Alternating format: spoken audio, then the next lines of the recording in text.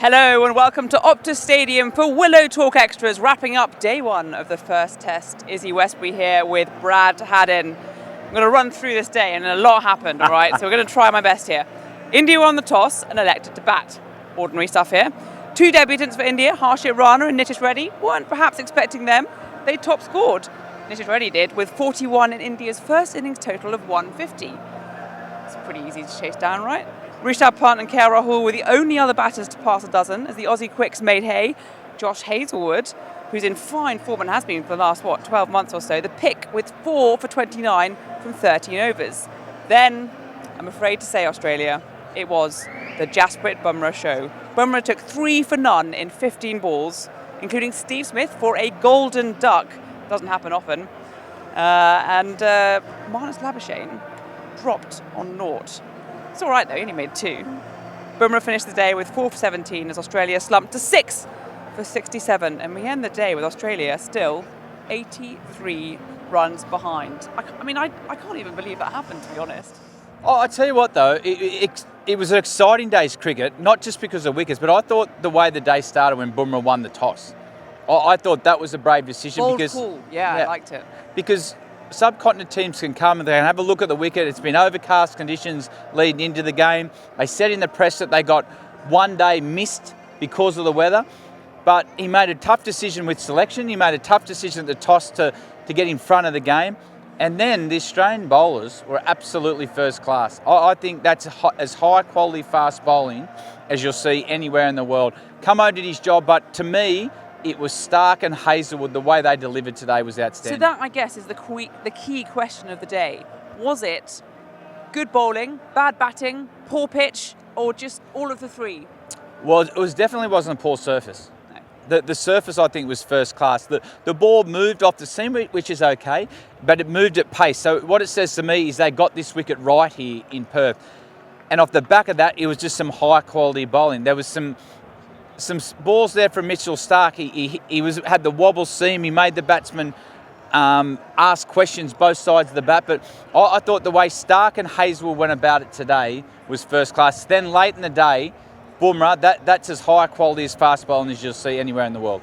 Yeah, both Hazlewood and Stark, 2 wickets, 10 runs against them after 8 overs, both going into lunch, and then Bumrah show at the end of the day. So it's a lot to pick from, but I guess I'm going to have to put it to you. Tip of the trucker hat. Who has it? Who is the pick of the players today, Hads? Oh, well, it's got to be one of the bowlers, but I'm going to say it was Bumrah winning the toss.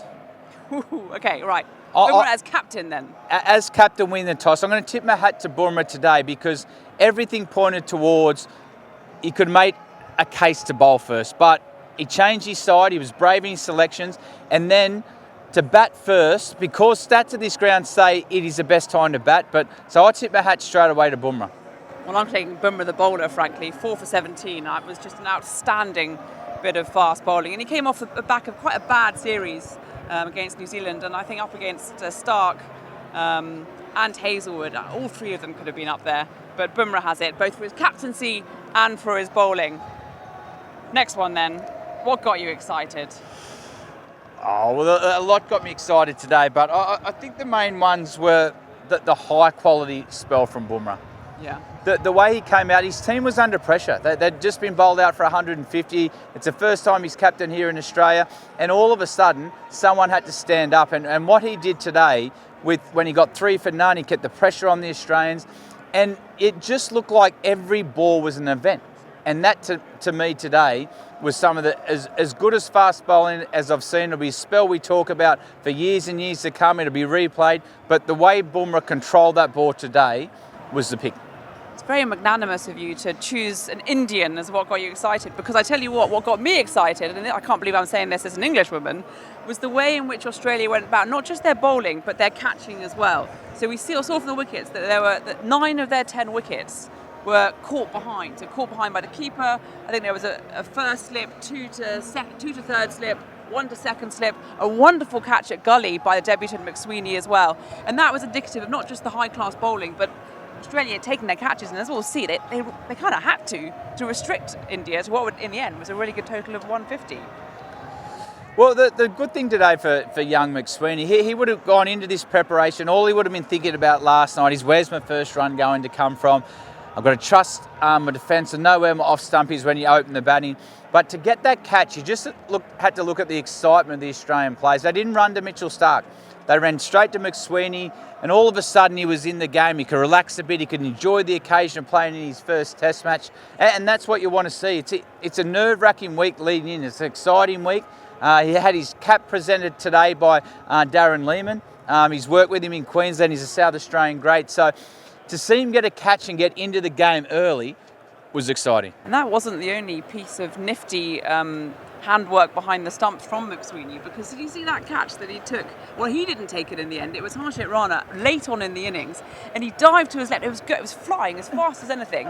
Parried it into the hands of Marnus Labuschagne. That was a bit of genius. Well, what it was is the most as athletic as fielding as you'll see anywhere in the world. If you watch the catch really, really closely, McSweeney's moved beautifully to his left. He got horizontal. It's come off the drumstick of his hand, but if you watch Marnus, he was already moving, anticipating where the ball was going to go. So he put himself in that position to make the play. So that was great work from both McSweeney and Marnus to put himself in that position. Well, I think we've got from that there were lots of moments to get excited by today.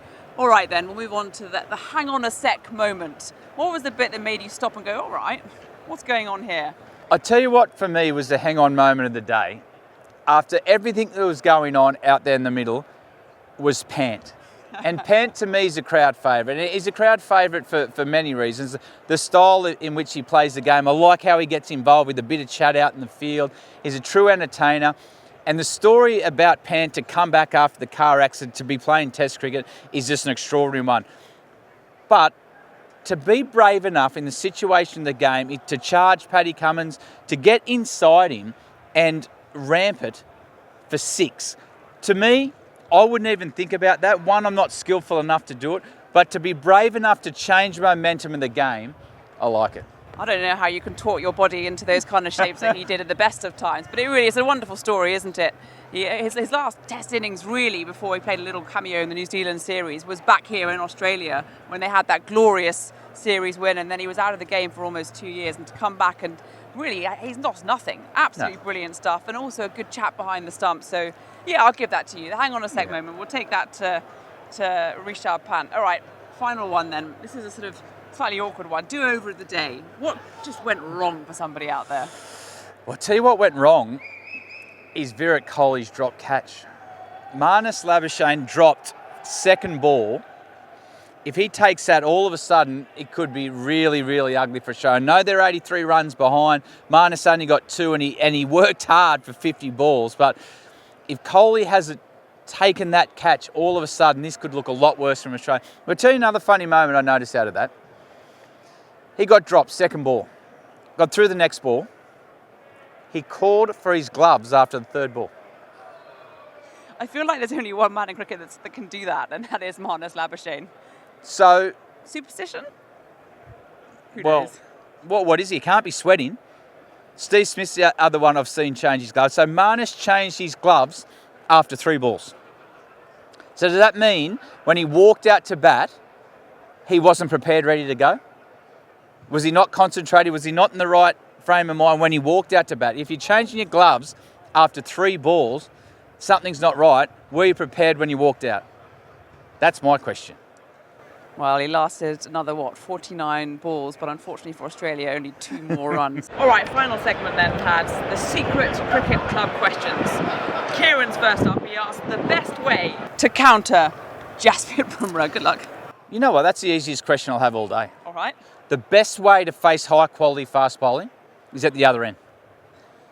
So that's the first thing I was taught as a young cricketer. If you're facing someone, and I grew up in the era where Brett Lee was the same age as me, and they said, how are you going to face Brett Lee today? And I said at the non-strikers end. And so, but from a cricket point of view, I was talking to Greg Blewett about it.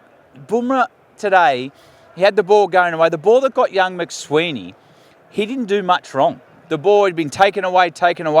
He got in the right position, short step, got over his front knee, but it was just too good come back. So the best way to face Bumrah is at the non-strikers end. All right, I've got a more difficult one for you then. Jack asks, does Smith change his technique? he's been LBW a lot lately. That's 2 golden ducks in 4 innings as well. Well, it's the last golden duck he got in Test cricket was 10 years ago. So Steve Smith is a world-class player. He's going through a period at the moment where things aren't going his way. But if I look back at the one-day series, he was in control as any in his game. And sometimes when you get a good ball in your first few balls, you can't do much about it. It doesn't mean you're in bad form. Steve Smith will trust his process. He's been a good player for a long time now. But I don't think he has to change anything. I like this question. Tim asks, should the bowlers get the top orders match payments? No, for once the bowlers had to work hard. I thought the bowling today, you'll go a long way to see better high quality fast bowling than we've seen today. Stark and Hazelwood were outstanding. Then Bumrah, when the game was under pressure and someone had to stand up, he grabbed the ball as captain, and he was hard work. We kept talking about it in the commentary box, in how do you play him, how do you get him off his rhythm, but he's so unique in what he does. He comes off about 6 steps, and the ball just gets onto you like a rocket. This is one for listeners of previous episodes then. Vic asks, Hads, how many have you got crossed off on your bingo card? The commentary cliche, yeah. Surely. Well, you know what? I think I'm definitely beating Healy. Okay. Because I've got the one added advantage. I can cross them all off myself. And I've got it in me. If Healy's in front, I feel there's a conflict of interest here that I'm definitely going. I'll definitely win this one. Tell you what, we'll have to get Heels up into the commentary box as soon as we possibly can. And the final question then from Alex, he asks, will Hads or Izzy wear a Terry Hills Cricket Club cap in Sydney? I need some context here. Yeah, well, Izzy, we get sent a lot of trucker caps in. We've got I've seen. Yeah, we've got a stockpile of at least 30 now, or maybe even 50 now. But producer Sam keeps them more at home for his kids. But Terry Hills Cricket Club, 100%. Terry Hills Golf Club, we'll definitely like to wear that one as well. But we'll definitely wear a Terry Hills Cricket Club cap if you give us one for the Test match. Well, there you go. A shout out to both Terry Hills Cricket and Golf Club. Send us your caps and we shall wear them. That's it, the end of Willow Talks Extra. I'm Izzy Westbury, he's Brad Haddin. Australia end the day, 83 runs behind, and my goodness, we're going to do it all again tomorrow. Can't wait.